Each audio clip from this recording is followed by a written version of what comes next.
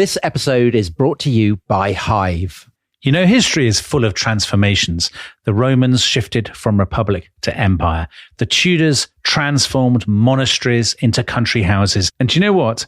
Hive has had one of its own. Everybody knows Hive for smart thermostats, but now they've evolved into something much greater. Solar panels that help you to power your home with clean energy. Heat pumps that pull warmth from thin air.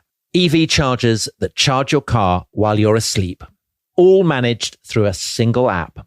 This is all about giving people the power to transform their homes. From waste to efficiency. From dependence to control. From consumption to contribution. So history's next great transformation may not be happening in parliaments or palaces. It may be happening in your home. A quiet revolution, minus guillotines. Hive. Know your power. Visit hivehome.com to find out more. Subject to survey and suitability. Hive app compatible with selected heat pumps.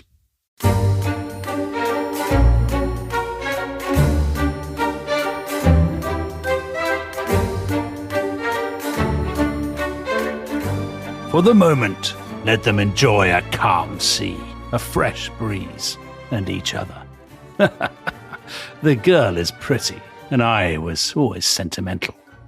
But for Jason, there are other adventures. I have not finished with Jason. Let us continue the game another day. So that, as everybody will know, was Zeus, the king of the gods. He is staring down from Mount Olympus at the Greek hero Jason. And Jason's had an extraordinary time. He's sailed all the way from Greece to the distant land of Colchis, at the other side of the Black Sea, possibly in present-day Georgia. And he's gone there in his ship, the Argo, with the Argonauts.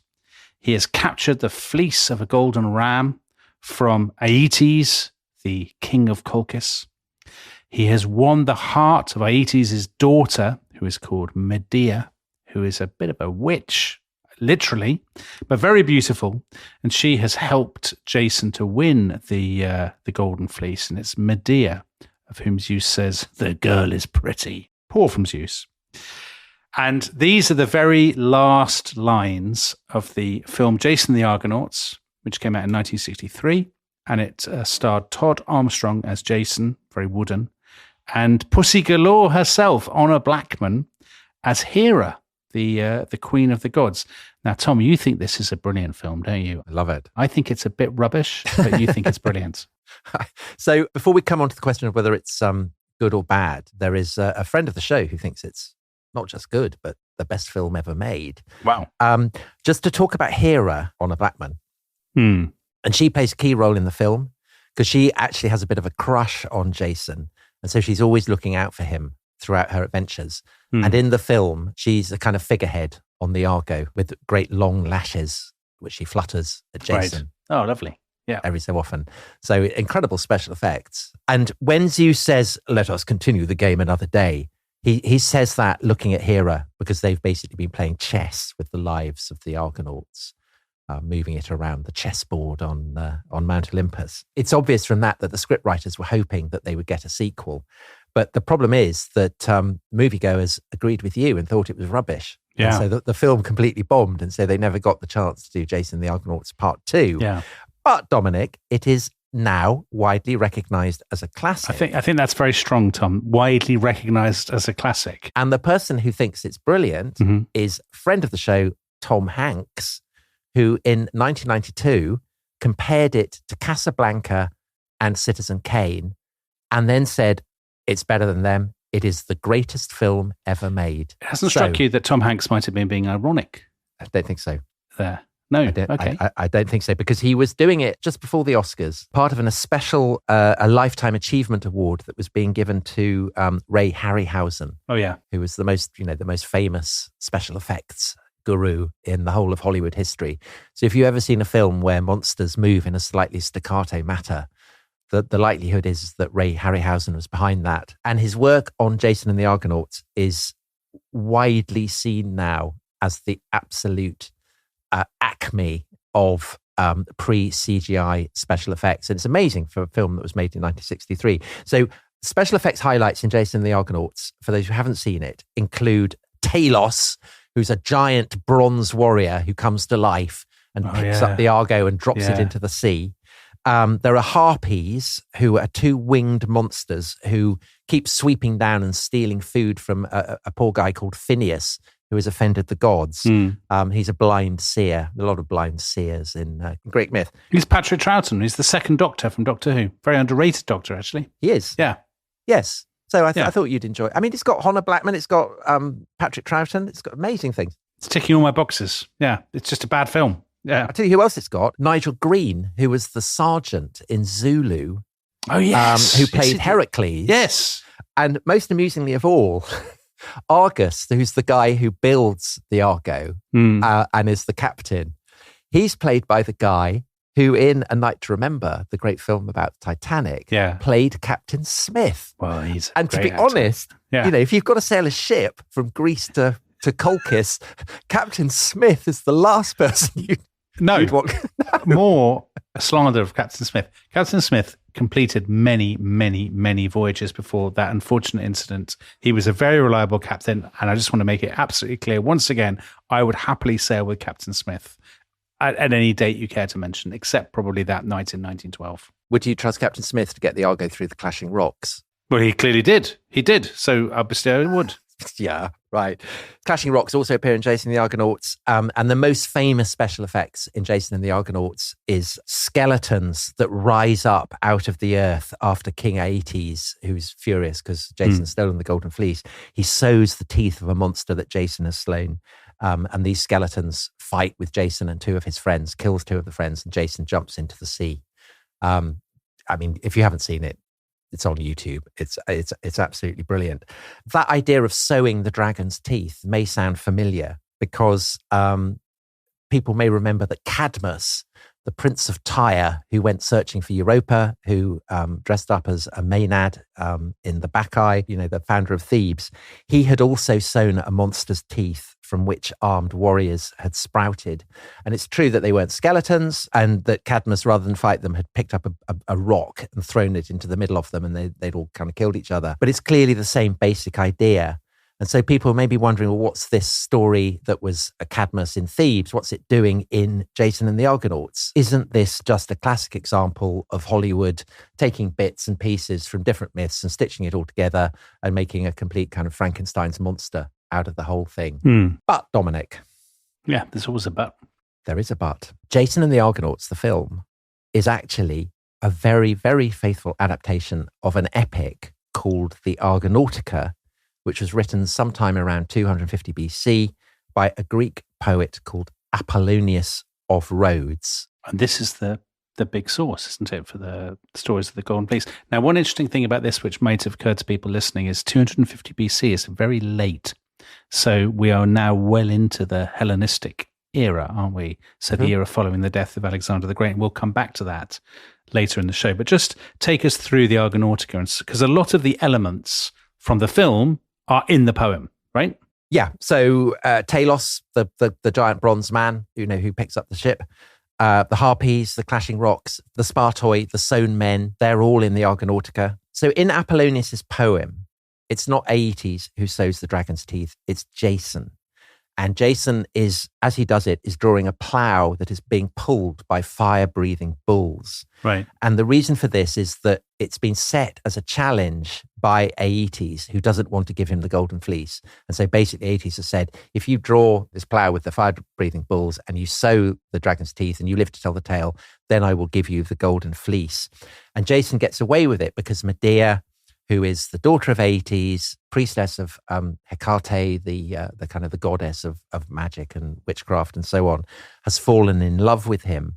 And she gives Jason a magic ointment, so a sports unguent, which he smears all over himself, and it's fire resistant, so he can cope with the fire-breathing bulls. It has a kind of incredible cocaine-style effect on his self-confidence, because Jason in the epic is actually, he's a bit of a wuss.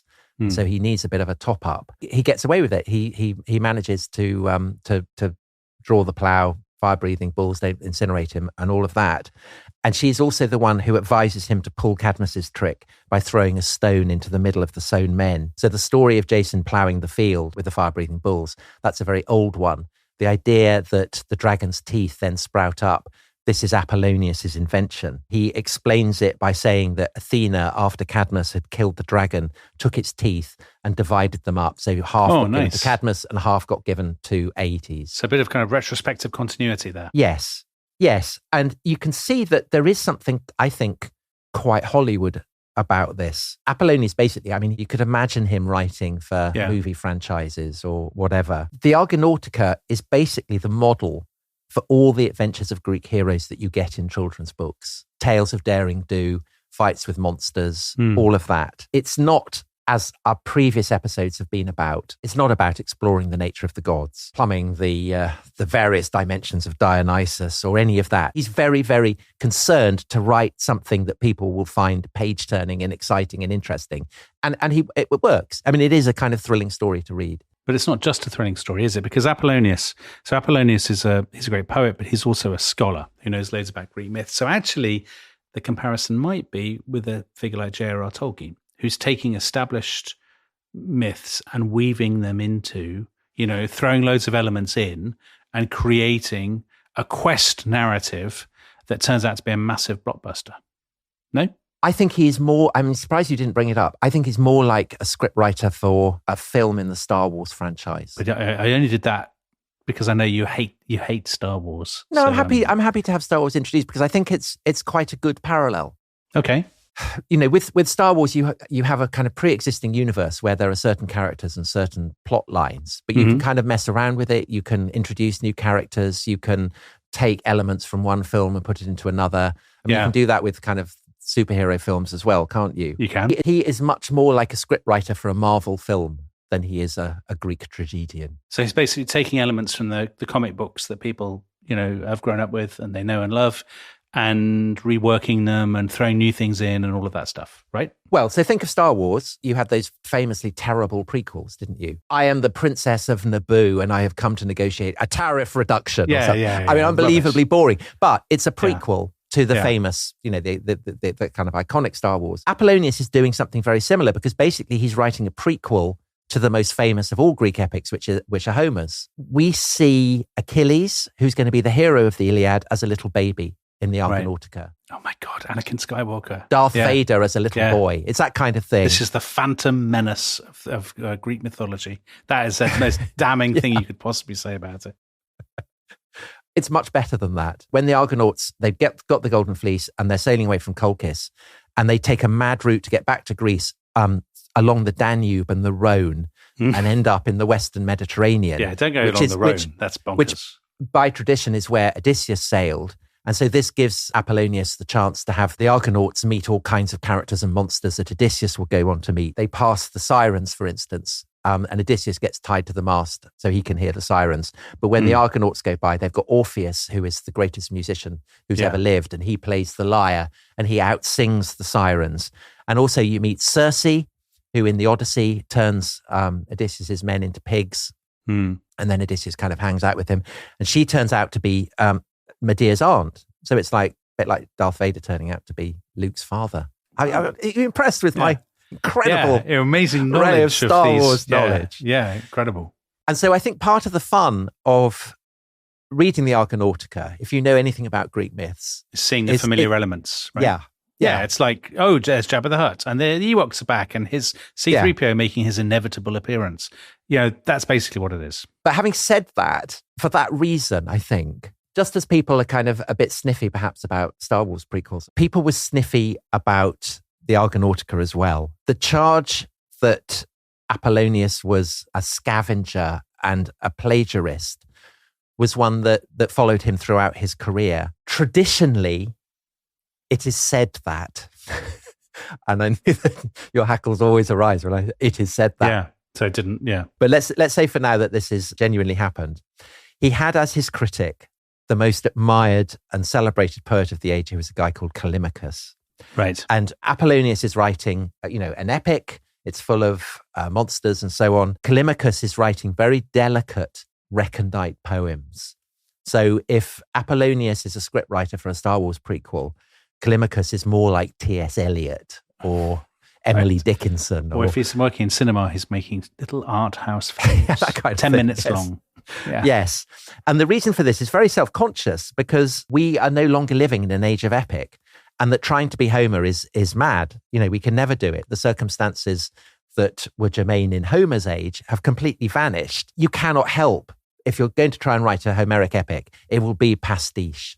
It will be kind of bombastic. It'll be kind of meretricious trash. Callimachus's nickname for Apollonius seems to have been the ibis. And this is a bird that could be seen everywhere in Egypt, very common. And it had always fascinated Greek writers for reasons that Peter Green, in his tremendous book on the Hellenistic period, From Alexander to Actium. Do you remember that? I chose that as one of my favorite history books, from Alexander to Actium. It's like 6,000 pages long. Peter Green lived to the age of 200, didn't he? Yeah. Was still writing books like when other people have been long dead. Brilliant historian. And very, very entertainingly written. So he explains why the ibis fascinated Greek writers. So this is Peter Green. The ibis was a foul feeder of gluttonous and indiscriminate voracity, scavenging any kind of filth or carrion. It was also popularly believed to offset its diet by giving itself water enemas and colonic irrigation per annum with its own beak. Besides copulating orally, nesting in date palms to avoid cats, and having a gut over 40 yards long. And he then goes on to quote the geographer Strabo, who was writing in the reign of Augustus.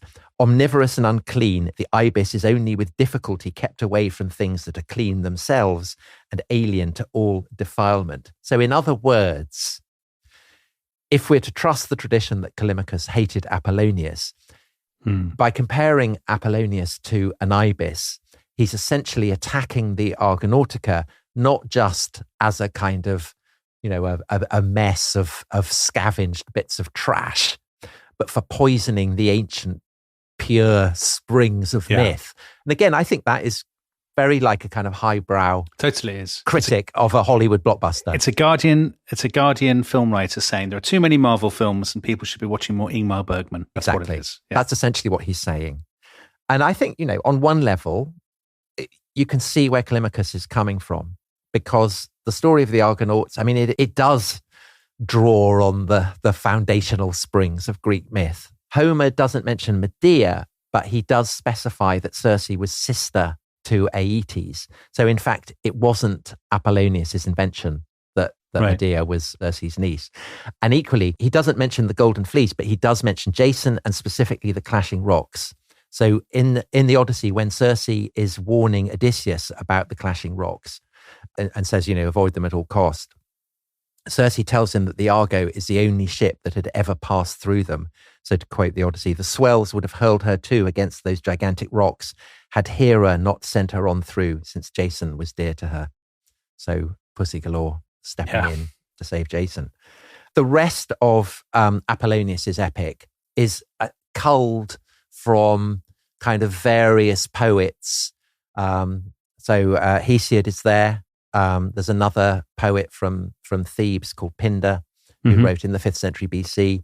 And in Athens, Euripides, friend of the show, author of the Bacchae, who we talked about in the previous episode. So Pindar, we know from him that the story had begun with this absolutely kind of classic fairy tale, which revolves around a wicked stepmother who's out to get the 2 children of the king of Thessaly, who are called Phrixus and Helle. And the brother and sister, Phrixus and Helle, they escape on a flying ram with a golden fleece. And the ram takes off from Thessaly, flies over the Aegean, flies over the Hellespont. And there's a disaster because Helle hasn't got her seatbelt on and slips off and drowns in the stretch of water below. Yeah, hence the name. The Hellespont. But Phrixus he crosses the Black Sea safely, lands in Colchis, and is given shelter by Aeetes. And when the flying golden ram dies, the fleece brings prosperity to Aeetes' kingdom. And so he hangs it on a tree in a sacred grove where it is looked after by a dragon. And the dragon, the great serpent, wraps its coils around the tree. So this is all very familiar from the Ladybird book of the Jason the Argonauts that I read when I was about 5. Yeah. And also I see that the rest of the details of where Jason goes to get the fleece, They're also in the Ladybird book, and they're from Pindar too. Absolutely classic kind of Greek myth, isn't it? His father, what's his name? Aeson, the king of Iolcos. He's been kicked out by his uncle, Peleus, when Jason was a baby. And Jason, obviously, it's always the way, he's been raised by a kind of wise old sage who is called Chiron and happens to be a centaur. Yeah. But like, what's his name? The little gnome thing with the stupid voice. Oh, come on. Are you talking about Yoda? Yoda. Yeah. Yoda. So Chiron is the Yoda. Ignorant of Star Wars are you, Tom Holland? Am I? No, that doesn't work, does it? No. You know, Luke doesn't speak in Yoda's voice to Yoda. Come on. No, true. Okay. All right. So meanwhile, back in Iolcos, Peleus, there's obviously a prophecy. I mean, there's always a prophecy. And he's been warned to beware a man with one sandal. And Jason, he's been instructed by Chiron, passed his A-levels. And so now it's time for him to set off to Iolcos. He's going along and there's an old woman, there's a swollen river. The old woman can't get across the river. So Jason gives her a piggyback. At the far side, the old woman transforms into Hera. And this is why Hera, from this point on, is Jason's a great patron. But Dominic, while he's been crossing the river, what do you think's happened to his footwear? Oh, his sandal has come off, hasn't it? Very famous. Yeah. Sandal has come off. Yes. So he turns up and Peleus sees this new arrival and realizes, oh my God, here's trouble. So he comes up with a brilliant scheme, which is that he tells Jason, look, I will give you the throne, but first of all, I really think that you should go to Colchis and get the Golden Fleece. And people may be wondering, why would Jason do that? And Peleus comes up with 3 unanswerable reasons.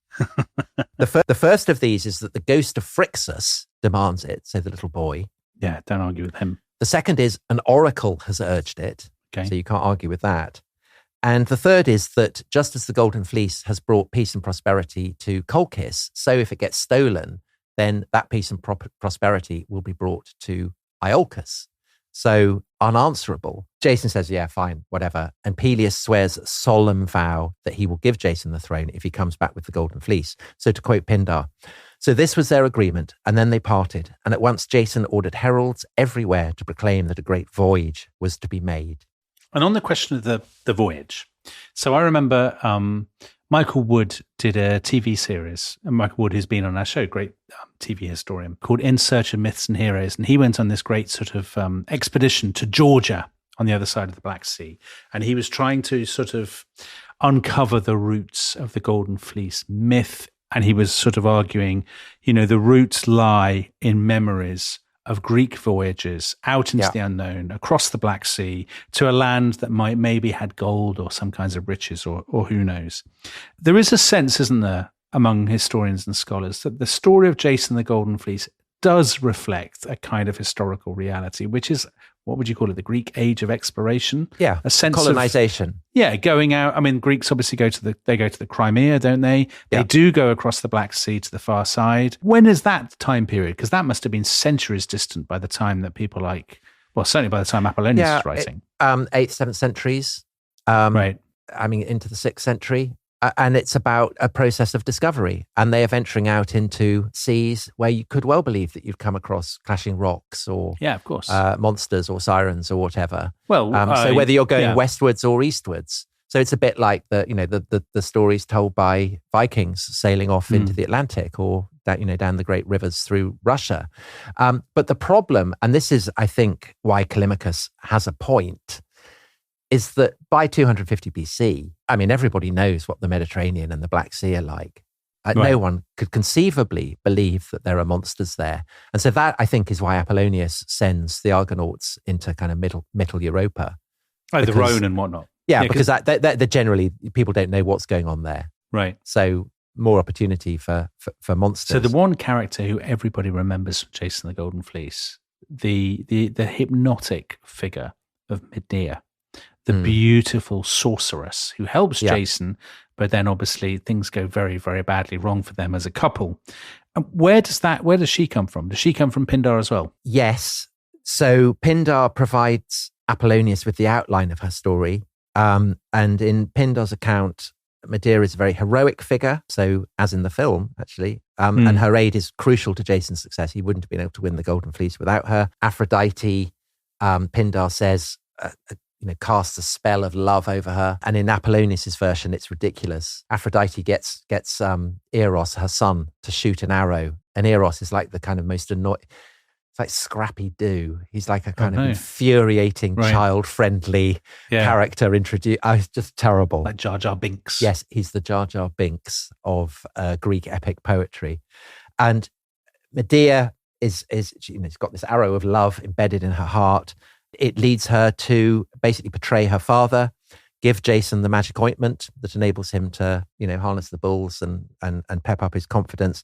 And also Medea helps him to kill the dragon that's been guarding the Golden Fleece. She has another ointment, puts it in the dragon's eyes, and the dragon falls asleep, and Jason then kills it. And on the long voyage back, she provides the Argonauts with magic and prophecy. That basically is the outline that Pindar gives Apollonius, and Apollonius kind of sticks to it. There is another much more famous literary portrayal of Medea that Apollonius had inherited and had to negotiate. And this comes from Euripides. Yeah, we know that Euripides loves a really dark play. And he loves a murderous woman. And in Euripides' play about Medea, she is portrayed in a very dark light, and she is guilty of assorted crimes. So in the backstory, she, as the Argonauts escape, she's taken her brother with her in one account. As Aeetes' fleet is closing in on the Argonauts, she chops her brother up into little pieces and throws it out into the sea. Such a weird and unsettling detail. So Aeetes has to stop to pick up the bits. Or in another account, the brother is leading the pursuit and Medea kills him. When they get back to Thessaly, Pelias predictably does not hand over the throne. So Medea eliminates him, and she does it in a kind of brilliantly complicated way. She gets Pelias' daughters, and she says, look, I have incredible powers of sorcery. Your father is very, very elderly. I can make him much younger. Look. And she brews up a potion in a cauldron, and she gets an aged ram, and she slits the throat of the ram, and then she chops the ram up into little bits. This is obviously something that Medea is really into, is chopping up bodies. And she chucks all the portions of the ram into the cauldron, and there's kind of shimmering and a flash. And then a minute later, the ram pops out, and it's now a baby lamb. Kind of had all its youth restored to it. And she says, if you do this to your father, then I'll be able to do the same. And so Pelias' daughters get their father, slit his throat, chop him into bits, chuck him into the cauldron, and nothing happens. And that's the end of Pelias. So Jason then can become king of Iolcus and Thessaly. And you'd think that he'd be very grateful to Medea. But by this point, Jason is thinking, she's a bit of a nightmare. She's just, endlessly chopping people up. Yeah. And fatefully, in Euripides' version, he dumps Medea for a princess called Glauce, who's the princess of Corinth. And so Medea doesn't take this lying down, and she sends Glauce a poisoned dress and crown, and Glauce puts it on and vanishes in a puff of smoke. And Medea then goes off, kills the two sons that she's had by Jason, thereby denying him, any male heirs, and flies off in a chariot drawn by dragons and goes to Athens. She's a piece of work, isn't she? She's the Mary Lincoln of Greek mythology, Tom. So harsh. So harsh. So I hope the people on the Reddit enjoy that one. Continue. Basically, Euripides' influence is so strong. He's become such a kind of classic by this point that this is now the canonical understanding of Medea. But it doesn't really suit Apollonius' purposes. I mean, it's too bloodstained, too murderous. Yeah. And so essentially he kind of slightly whitewashes that out. I mean, that is so Hollywood. We want to take out that. It's like the Adam West Batman. It's all the Dark Knight stuff. I'm just going to say it first before the listeners do. There's a lot of ludicrous parallels being made in this episode. No, I think it's not. But we lean into it. We love it. Euripides, Sophocles, Aeschylus, the great tragedians, they have become classics, and they have put later poets in their shadow. And Apollonius, has this anxiety of influence.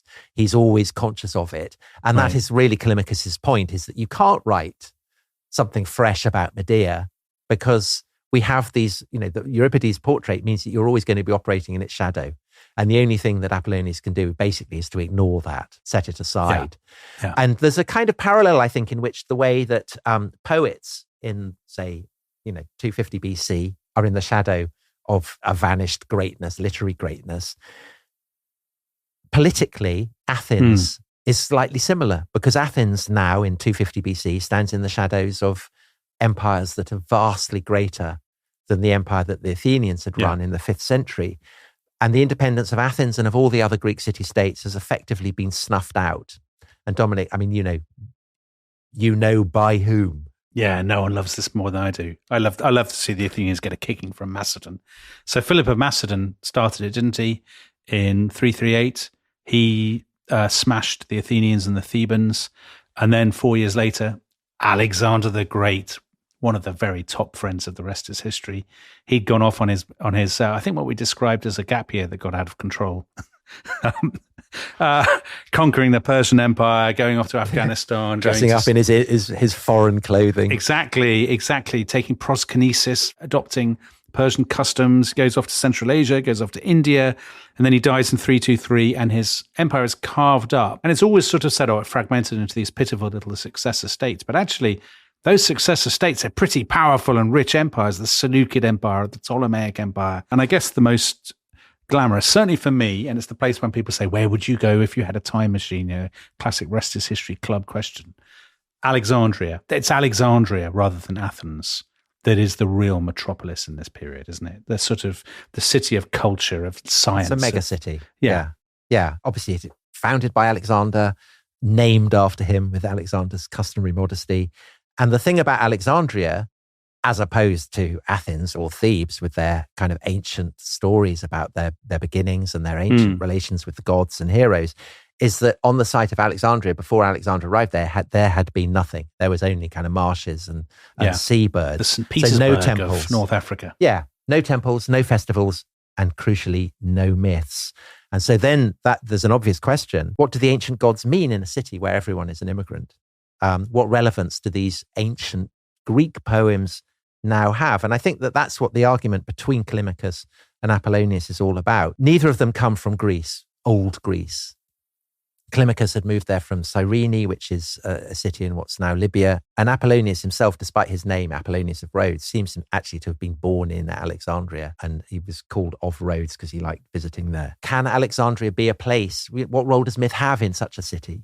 And I think that Callimachus's charge against Apollonius, therefore, is very clear and not unjustified, which is that if you're going to write an ancient epic and you are doing so as a citizen of a parvenu megacity like Alexandria, then you can't help but be kind of vulgar and meretricious. And I suppose it's slightly, again, like, highbrow British attitudes towards American films. Right. Exactly. But it's also, interestingly, it mirrors the criticism that historians for a long time have actually made of the Hellenistic era, haven't they? Historians and critics, really since the 19th century, have been holding up Greece, the classical age of Greece, as the model, have then said, and what came next was vulgar and meretricious and a bit of a pastiche. Yeah. And I mean, that's the classic criticism of Hellenistic culture. But just to reiterate, I mean, that is the criticism that Callimachus is making, who is probably the greatest He's anticipating it, yeah. Callimachus is looking back to Athens and to Homer as the true golden age of Greek literature. Yeah. And we do the same, by and large. Yeah. That tends to be the assumption. You do. I actually love the Hellenistic era. I prefer it to classical Greece. I love the Hellenistic era too, but I can recognize that there is a point to Callimachus's criticism that it is slightly ersatz. It's because you don't like multiculturalism like I do, No, Tom. Dominic. There is an ersatz quality to trying to write an epic about a corner of the world that everyone knows is there and saying that it's full of monsters. Mm-hmm. But to stick up for Apollonius, Apollonius obviously thinks that it's an entirely legitimate what he's doing, because otherwise he wouldn't write his epic. Of course. And he thinks that Callimachus is the idiot. So like you. And he wrote this one-line poem, which is kind of structured like an entry in an encyclopedia. Mm-hmm. And he sums up Callimachus as trash, a cheap joke, a blockhead. I love Apollonius. I think he sounds brilliant. It's exactly what I would do. And I think that his defense of the Argonautica wouldn't just have been that it's, a thrilling page-turner. What's wrong with a thrilling page-turner? They're quite great. Right. Yeah. But also he would say he's doing something much more with it. And specifically what he is doing, he would say, I think, is that he is adapting myth this great inheritance of the stories of the gods and the heroes to the age of Alexander's successors, which is an age of global horizons, of kings who claim to be gods, and of teeming megacities that had not existed when, Sophocles, let alone Homer, was writing their masterpieces. All right. Well, let's take a break, Tom. And then when we come back after the break, let's talk about Alexander and his influence on what we come to call Greek mythology. And let's look at what happens to this corpus of Greek stories and the way that Greeks understand the supernatural in the wake of Alexander's conquests. This episode is brought to you by Uber. Now, do you know that feeling when someone shows up for you when you need it most? We all need that sometimes, and Uber knows it. Uber isn't just a ride or a meal delivered. It's showing up no matter what. Like for your long-distance friends, bringing soup when they're sick, sending flowers when they're down. When it really matters, whatever it is, you show up. Where there's a will, we're on our way. Uber, on our way. Download the app today. This episode is brought to you by Rocket Money. Tom, we often talk about how to organise our finances. I'm very conscious that I'm paying for a lot of mad subscriptions. And there's one thing that we've talked about often on this show. It's the thing that we probably hate more than any other, and it's a hidden fee. I would love to get my finances under control. There are all these things piling up on our bank statements, and I think I need to fix this problem. I need to sort this out and to stop this. I mean, my finances are so chaotic that I need this app. So I'll tell you what it is. It's called Rocket Money. It's a personal finance app that helps find and cancel your unwanted subscriptions. It monitors your spending and it helps to lower your bills so that you can grow your savings. With Rocket Money, you can track all of your subscriptions and you can easily cancel within the app with just a few taps, saving you time, avoiding charges. And you can also set budgets and goals and get personalized insights and regular reports to track how you're doing. They will even send you real-time alerts for large transactions, upcoming bills, refunds, and even low balances. So let Rocket Money help you reach your financial goals faster. Join at rocketmoney.com/ishistory. That's rocketmoney.com/ishistory. rocketmoney.com/ishistory.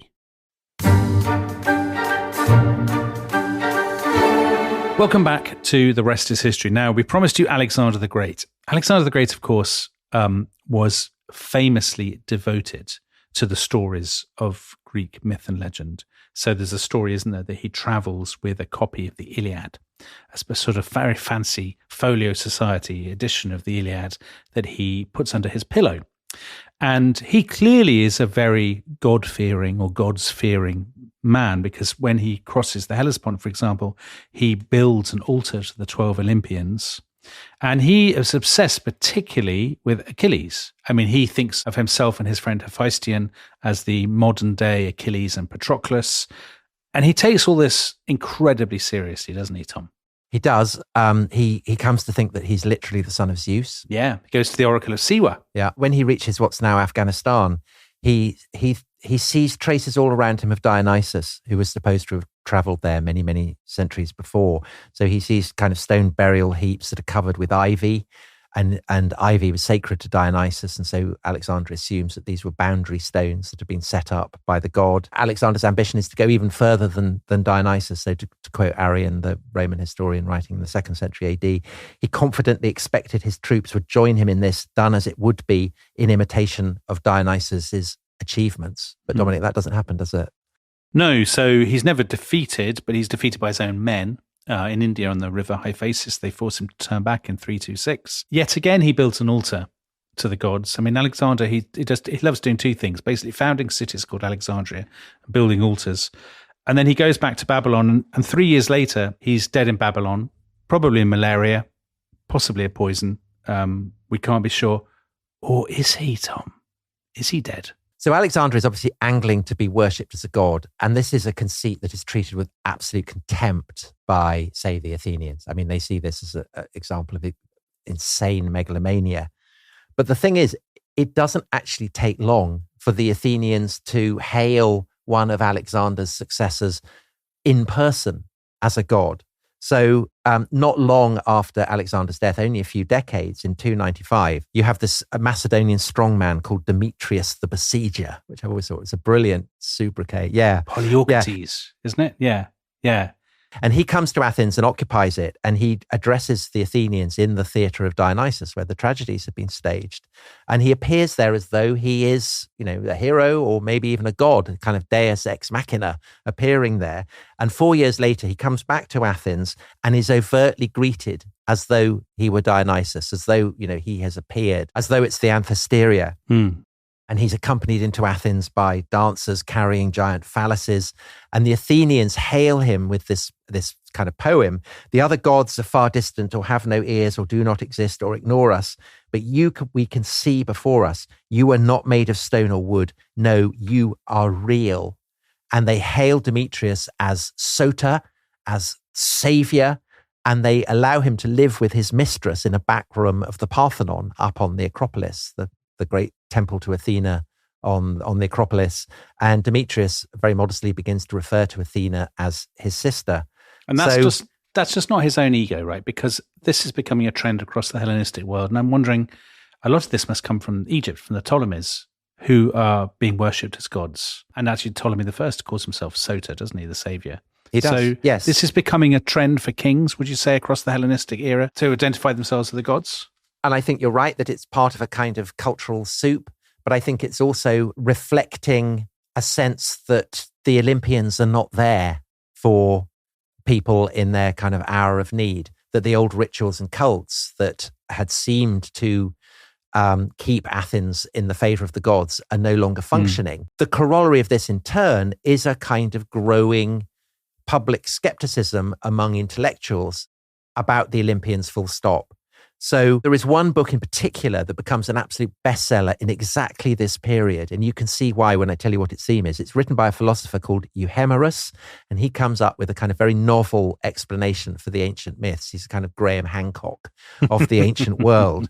And he wrote, this book is called The Sacred Register. And in it, Euhemerus claims that he'd been sent on a diplomatic mission by one of the Macedonians to an island in the Indian Ocean. And there he had found an inscription written in hieroglyphics. And this is the Sacred Register. So it's very Graham Hancock. And the Sacred Register reveals a bombshell truth, which is that Zeus hadn't been a god at all. He'd been a mortal king of Crete who, after his death, had come to be worshipped as a god, and that this was true of all the other Olympians as well. They were all been mortals and they'd been raised up to the heavens. And the popularity of this thesis suggests just how large a market there has come to be by the 3rd century BC for works of philosophy, that it's no longer the kind of recherche habit that it had been under Plato. It's becoming part of the mainstream. So actually, to go back to the last episode where we were talking about philosophers establishing themselves in opposition to poets and storytellers, initially they were out there in their little, their academy outside the city, but their ideas have clearly percolated more deeply over the centuries. And now, would it be an exaggeration to say that by and large now in the Hellenistic era, if you are a self-respecting intellectual, in other words, if you're the kind of person who's hanging around at the Museion in Alexandria, you are skeptical about the stories of the Olympians, and you say, come on, this stuff is obviously rubbish. Yeah. There aren't people with the heads of this and turning themselves into eagles and sleeping with women. That's obviously rubbish. Yes, I think it is. And again, I mean, it's like, all comparisons have their problems. But perhaps there's a slight element of the way in which most intellectuals would be embarrassed to say that they believe that God became a baby and was born from a virgin, that kind of thing. Yeah. And a bit like with the rejection of institutional Christianity today by intellectuals, the rejection of the stories told of the Olympian gods by intellectuals in the Hellenistic world is often cast as a kind of triumph of reason over superstition and of self-examination over blind faith. But this itself is a myth, because just as intellectuals today who think that they have rejected the superstitions of the past actually are merely propagating new forms of that superstition. So you can see in the Hellenistic world, the rejection of what philosophers come to cast as superstition breeds its own superstitions. Okay, interesting. I would say that what is happening in the Hellenistic world is that kind of notions of the supernatural that had been appropriate to a world of small city states is now being adapted to a kind of vast globalized one with megacities. Right. The classic example of what this meant in practice, a guy called Epicurus, who is the son of Athenian settlers on Samos. He'd been a boy back when Alexander had crossed the Hellespont, and he ends up in Athens, where he teaches a vision of the universe that is very atomistic. He teaches that everything is made up of atoms. And in due course, this will make him a great hero of freethinkers and skeptics in the Enlightenment. But Epicurus is absolutely not an atheist, and he, still less a kind of rationalist. He did believe in gods. It's just that the gods he believed in were gods who didn't intervene in human affairs and did not control the destiny of the world. And his interest in the natural world, so all this kind of stuff about atoms and things, it's not because he's some kind of proto-scientist. That is absolutely not what Epicurus is about. To this day, there are rationalists who say, oh, Epicurus is brilliant. He's a kind of proto-scientist. He's the opposite. The only reason Epicurus has for researching the nature of things is to appreciate the pointlessness of believing in myths. And this is because in turn, it will lead to the state of tranquility, ataraxia in Greek, that Epicurus sees as being the ultimate goal of existence. So effectively what he's doing is saying, turn on, tune in, drop out. It's a completely radical rejection of the assumptions of classical Athens. And that's why, there's a lot of hostility towards Epicurus. But it's not like he's saying, go out and become invent nuclear physics or something like that. He's he's less Richard Dawkins. He's much more the Maharishi. Right. He's somebody who says, ignore all the silly rituals and stuff of the stuffy squares. What we need he's like the kind of person who drops out to become a Buddhist in the 1960s. Is that basically what it is? Yeah. Well, Buddhism is a kind of noble ancient tradition. There's a strong element of the charlatan about Epicurus. Oh, so he's like somebody talking about New Age crystals, that kind of thing. He's a profounder philosopher than that. I mean, there are Epicureans to this day who will not like that categorization. Right. So all the papyri scrolls in Herculaneum that are starting to be deciphered now are by Epicureans, which is slightly frustrating. But Epicurus himself, there are definite qualities of, the guru. So he sets up effectively a commune in Athens, which is funded by his wealthy admirers. Epicurus is not remotely in favor of allowing his followers to think for themselves. So his dictum is act always as though Epicurus is watching. So he's a kind of big brother. Right. And his admirers, while he's alive, call him the leader. And then when he dies, they call him Sota, savior. Oh God, so he really is like a cult leader. This is an age where people are looking for a savior. And when he dies, considering that Epicurus had absolutely rejected the notion of interventionist gods, Epicurus is... He's remembered very much like an interventionist god. So he while he was alive, he'd referred to his body as being something holy. He demanded the first fruits from his followers. So that's, the first fruits of the harvest, which is conventionally what you pay to the Olympian gods. And then after his death, they hold commemorative feasts. So he's kind of, it's looking back to the Olympian gods. It's looking forward to the kind of the way that Christians will commemorate Christ. Epicurus is not an embodiment of enlightened rationalism, I think it's fair to say. And, there's that famous comment Chesterton makes that you can adapt it, that when the Greeks choose not to believe in the Olympians, it's not that they don't believe in, they don't believe in nothing. They become capable of believing in anything, basically. So to go back to Jason the Argonauts, so what that's reflecting, therefore, is an age where there's a genuine kind of a massive flux of ideas, where the old institutions, the old sort of rituals and assumptions have lost some of their power over people, and people are picking and choosing much more, as they would do in like 1970s America or something. They're questing. Yeah, they're searching. Exactly. They're searching for meaning. Yes, exactly. So kind of hanging out in the garden and dropping out is one option. There's another option which is hinted at quite strongly in Euhemerus's book, because Euhemerus, he's not an atheist either. He thinks that the Olympians were originally mortals, but he does think that there are gods, but he thinks that the gods are planets. And this is another thing that is obviously influenced by Egyptian, Babylonian traditions. The Greek kings of Egypt and of the Seleucids, they have access to this kind of very, very ancient astrological inheritance. And so this is a way in which the Olympians actually kind of make a return for Greek intellectuals, is that the planets come to be identified with the Greek gods.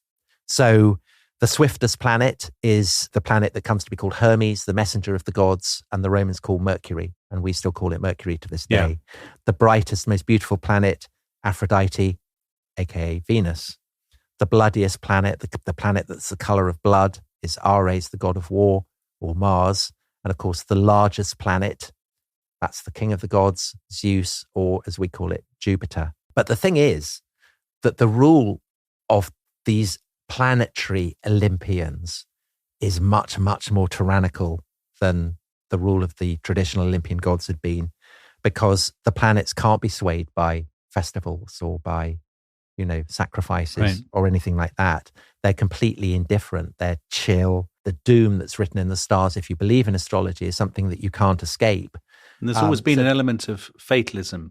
There's always been an element of fatalism in the Greek understanding of the divine and whatnot, hasn't there? But it's become more pronounced now, would you say? I think if you believe that your fate is locked into the stars, the best you can do is to try and learn what it is by becoming a massive kind of astrology fan. Right. But there is an even bleaker possibility, which also becomes very widespread in this period, that there is no order at all, and that the greatest of all gods is Tyche, so Greek for fate. For fortune. And that there is therefore, there's no pattern there. There's no logos. There's no possibility of fathoming an order in the universe because there isn't one. So an Athenian poet put it in kind of very devastating terms. It's not logos which guides the affairs of mortals, but Tyche. So you were saying this is an age where people are looking around for answers and solutions, and some of these answers and solutions are very bleak. So, I think astrology is very bleak. It tells you what's going to happen. There's nothing you can do to affect it. And if you think that that Tyche is the goddess that controls everything, then a philosopher sums it up well. Her influence on our lives is as beyond computation as the manifestations of her power are unpredictable. And yet, so we've been talking about philosophers, but what do the people in the streets of Athens or Alexandria, in the taverns, in the marketplaces, what do they think? Because there's always a danger when we're talking about belief that we overemphasize the importance of that minority of people who really care about these things and talk about them a lot. But most people, of course, don't. They're interested in the price of bread or whatever. So Jason and the Argonauts would not have been so successful, presumably, unless there were loads of punters who loved this kind of thing and who genuinely thought that it had meaning, presumably. The old rituals that had sustained the independent Greek city-states carry on even though they're no longer independent. And for some, it becomes like the equivalent of the trooping of the colour or Bastille Day.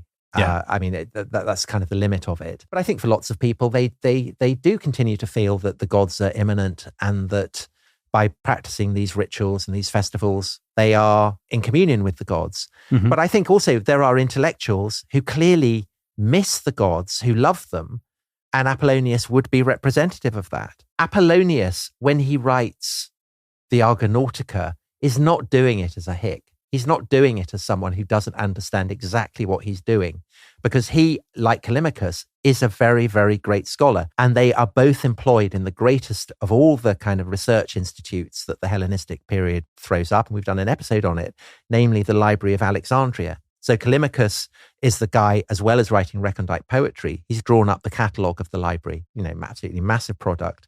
And Apollonius is an academic specialist on Homer. So when he's writing an epic on the Homeric model, he knows what he's talking about. He's an absolute, he's been involved drawing up the kind of the canonical text of Homer, which is something that scholars in Alexandria are really keen on doing it. He does it so well that he ends up becoming the chief librarian of Alexandria, and he pips Callimachus to the job. And so that's why, although there is skepticism among some scholars about the idea of this literary rivalry between the two men, I think there was, because I think that's exactly the kind of thing that would have they would have absolutely hated each other.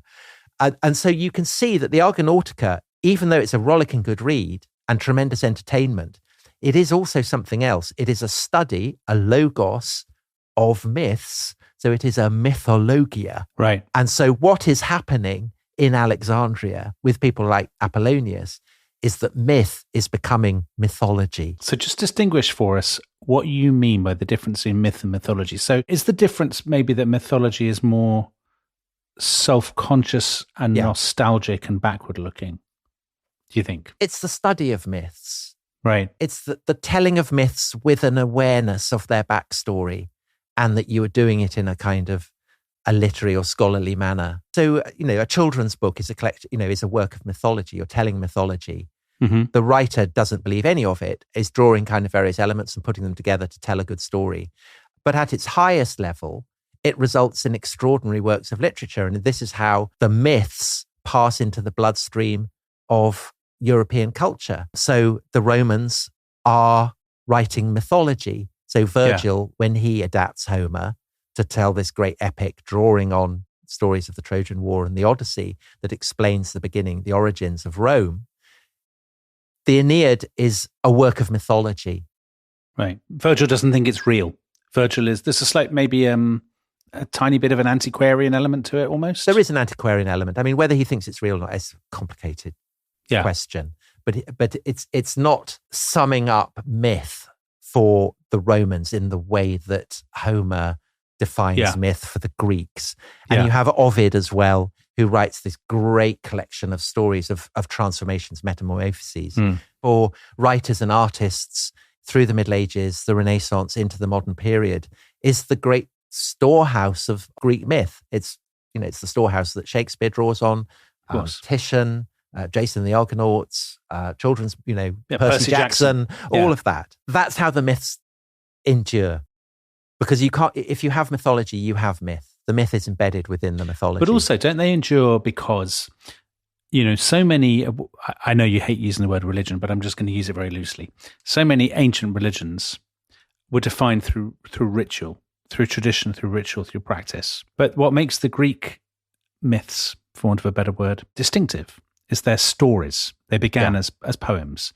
And that's why they endure in a way that the stories of the Babylonians or even the Egyptians, they seem unsatisfying to us in a way that the Greek myths aren't, because they were ritualistic rather than literary. The Greek myths were always literary.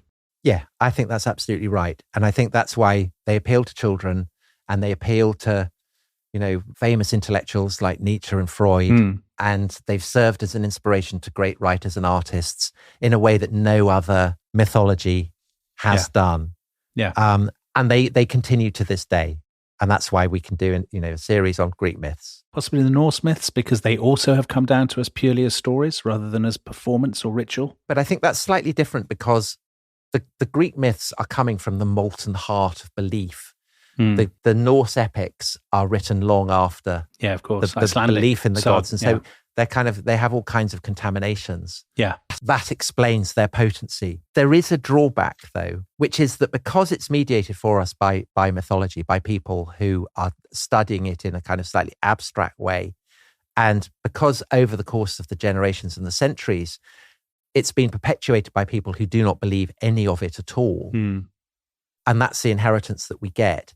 It is difficult for us because our assumptions tend to be materialist and Christian.